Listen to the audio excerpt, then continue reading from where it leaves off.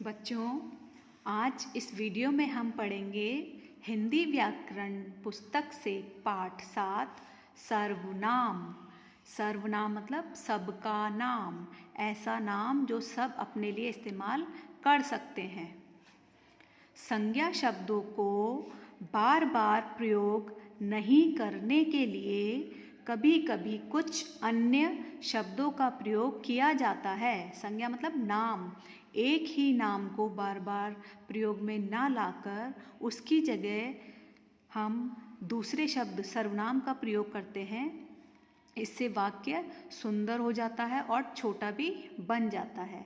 तो संज्ञा के स्थान पर प्रयोग आने वाले शब्दों को सर्वनाम कहते हैं। सर्वनाम का प्रयोग क्यों करते हैं? जिससे कि हमको एक ही नाम बार बार ना लिखना पड़े और वाक्य भी छोटे और सुंदर बने, इसीलिए हम सर्वनाम का प्रयोग करते हैं। तो सर्वनाम की परिभाषा क्या हुई? संज्ञा के स्थान पर प्रयोग किए जाने वाले शब्दों को सर्वनाम कहते हैं। जैसे अब हम उदाहरण से समझेंगे। अमन पढ़ रहा है, उसे पढ़ना अच्छा लगता है।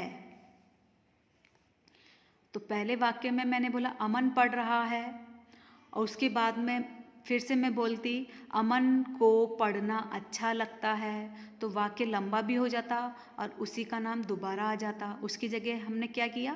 पहले वाक्य में हमने लिखा अमन पढ़ रहा है और दूसरे वाक्य में हमने अमन की जगह क्या किया? उसे पढ़ना अच्छा लगता है। तो वाक्य और भी सरल हो गया और समझ में भी जल्दी से आ गया। इसी तरह बच्चा रो रहा है, वह भूखा है। तो हमने बच्चा शब्द 2 बार नहीं बोला, बच्चा रो रहा है, बच्चा भूखा है। एक ही शब्द को बार बार सुन के समझ में नहीं आता ज़्यादा, इसीलिए हमने क्या किया? इसकी जगह सर्वनाम शब्द का प्रयोग किया। तो वाक्य भी छोटा हो गया और वाक्य देखने में भी सुंदर है और समझ में भी जल्दी आता है। ऊपर वाक्यों में उसे वह शब्द संज्ञा के स्थान पर प्रयोग में लाए गए हैं, अतः यह सर्वनाम शब्द है। तो उसे और वह क्या है? ये सर्वनाम, क्योंकि हमने इनका प्रयोग किसकी जगह किया है? संज्ञा के स्थान पर। प्रमुख सर्वनाम और उनके एक वचन और बहुवचन रूप निम्नलिखित है। मतलब ऐसे सर्वनाम शब्द जो एक ही के लिए प्रयोग किए जाते हैं, एक ही इंसान के लिए, वह एक वचन में आते हैं, और एक से ज़्यादा के लिए जो सर्वनाम प्रयोग किए जाते हैं वो बहुवचन में आते हैं।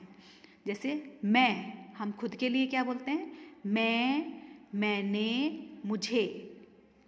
सामने वाला कोई भी एक व्यक्ति है जिससे हम बात कर रहे हैं, उसे हम क्या बोलेंगे? तुम, तुमने, तुझसे। और जब हम 2 लोग बात कर रहे होते हैं किसी तीसरे के लिए, तो वो भी एक ही है, उसके लिए क्या बोलेंगे? वह, उसमें, उससे। तो ये जो सारे शब्द हैं एक ही इंसान के लिए काम में लिए जाते हैं। मैं, मैंने, मुझे खुद के लिए, तुम, तुमने, तुम्हें सामने वाले के लिए जिससे हम बात कर रहे हैं, और वह, उसमें, उसे जब हम किसी तीसरे के लिए बात करते हैं। अब बहुवचन रूप क्या होगा इनका? हम मतलब जिसमें हम शामिल हो और हमारे साथ कुछ लोग और भी हो। हमने, हमें, हमसे, ये चारों शब्द जब इस्तेमाल किए जाते हैं जब हम भी इनमें शामिल हो और हमारे अलावा और भी लोग इसमें शामिल हो।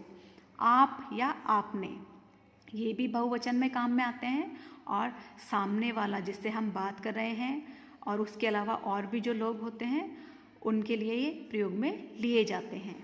फिर है वे, उन्होंने, उनसे।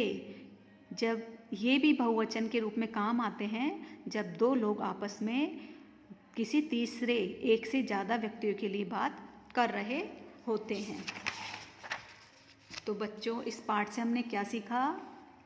संज्ञा के स्थान पर प्रयोग किए जाने वाले शब्दों को सर्वनाम कहते हैं, और सर्वनाम के प्रयोग करने से वाक्य सरल हो जाता है, देखने में सुंदर भी लगता है, और एक ही नाम को बार बार सुनकर समझने में मुश्किल होती है, इसीलिए हम सर्वनाम का प्रयोग करते हैं।